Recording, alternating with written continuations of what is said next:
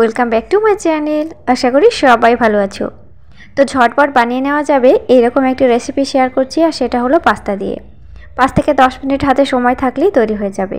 তো 2 গ্লাস জল কড়াইতে বসিয়ে দিলাম, 1 চিমটে লবণ দিলাম, কয়েক ফোঁটা রিফাইন্ড অয়েল দিলাম। জলটা একটু ভালো মতো যখন গরম হয়ে যাবে তখন পাস্তাগুলো দিয়ে দেব।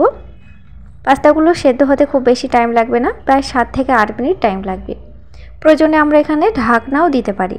আর হ্যাঁ, পাস্তা সেদ্ধ করতে কয়েক ফোঁটা তেল অবশ্যই দিতে হবে, তাহলে পাস্তাগুলো গায়ে গায়ে লাগবে না, সেদ্ধ করার পরে গোটা গোটা থাকবে।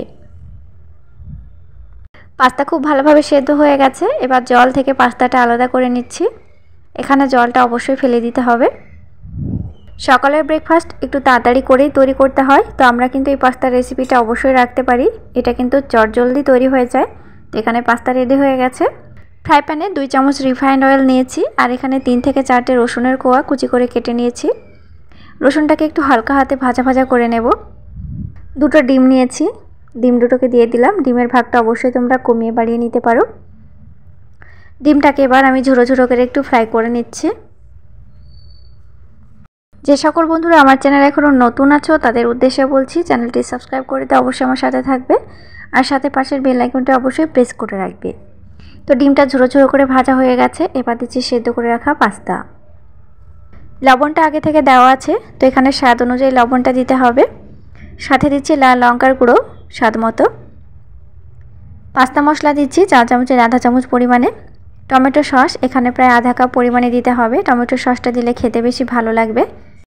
এরপর হাতে সময় ধরে প্রায় 2 মিনিট একটু এপিট ওপিট করে নাড়া দিয়ে নেব, তাহলে রেডি হয়ে যাবে পাস্তা। আর এই পাস্তা তৈরিতে খুব বেশি টাইম লাগে না, সেদ্ধ করতে যতটুকু টাইম লাগে। ঝটপট কিছু বানাতে চাইলে পাস্তা রেসিপিটা আশা করি তোমাদের কাছে একদম পারফেক্ট হবে, একদম সকাল সকাল বা সন্ধ্যের সময় যাই হোক। তো দেখো ফ্রেন্ডস, পাস্তা প্রায় রেডি হয়ে গেছে। আমি এবার পরিবেশন করে নিচ্ছি। তোমরা চাইলে এখানে চিজটাও ব্যবহার করতে পারো, চিজটা পুরোটাই অপশনাল থাকলো। তো আশা করি আজকের ভিডিওটি ভালো লেগেছে। ভিডিওটি ভালো লেগে থাকলে চ্যানেলটি সাবস্ক্রাইব করে দিয়ে ছোট্ট একটি লাইক করে দেবে, আর অবশ্যই আমার সাথে থাকবে। নতুন নতুন রেসিপি পেতে হলে চ্যানেলটি সাবস্ক্রাইব করে দেবে। দেখা হচ্ছে নেক্সট এপিসোডে। Thank you.